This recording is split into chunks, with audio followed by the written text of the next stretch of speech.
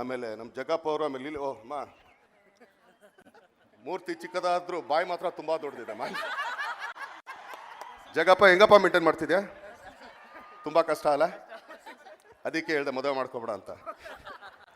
ಹಾಗೇನೆ ನಮ್ಮ ಅಲೋಕ್ ಅವರು ಇದ್ದಾರೆ, ತುಂಬಾ ಚೆನ್ನಾಗಿ ಸಾಂಗ್ ಆಡ್ತಾರೆ. ಏನಕ್ಕೆ ಅಂದ್ರೆ ಇವತ್ತು ಅವ್ರು ಇದ್ದಾರೆ, ಅದಕ್ಕೋಸ್ಕರ ಹೇಳ್ಬೇಕಂತ. ಅವ್ರದ್ದೊಂದು ತುಂಬಾ ಒಳ್ಳೆ ಸಾಂಗ್ ಇದೆ ಆಲೋಕೆ ಅಂತ. ನಿಮಗೆ ಯಾವತ್ತಾರು ಬೇಜಾರಾದಾಗ ಆ ಸಾಂಗ್ ಕೇಳಿ, ಎಲ್ಲ ಚೆನ್ನಾಗಿರುತ್ತೆ. ವಾಟ್ ಅಲೋಕ್? ಸೊ ಎಲ್ರಿಗೂ ಒಳ್ಳೇದಾಗ್ಲಿ. ಇದೇ ಇರತ್ತ ನಿಮ್ಮ ಪ್ರೀತಿ ಪ್ರೋತ್ಸಾಹ.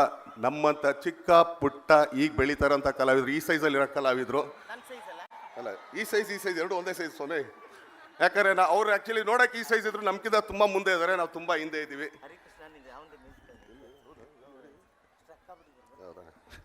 ನಮ್ಮ ಸಾಧು ಅವ್ರು ಆ್ಯಕ್ಚುಲಿ ಈಗ ಹೇಳಿದ್ರು, ನಮ್ಮ ಹರೀಶ್ ಸರ್ ಅವ್ರದ್ದೇ ಮ್ಯೂಸಿಕ್ ಅಂತ ಇವತ್ತು. ಸೊ ಎಲ್ಲರೂ ಮ್ಯೂಸಿಕ್ ಎಂಜಾಯ್ ಮಾಡಿರಿ.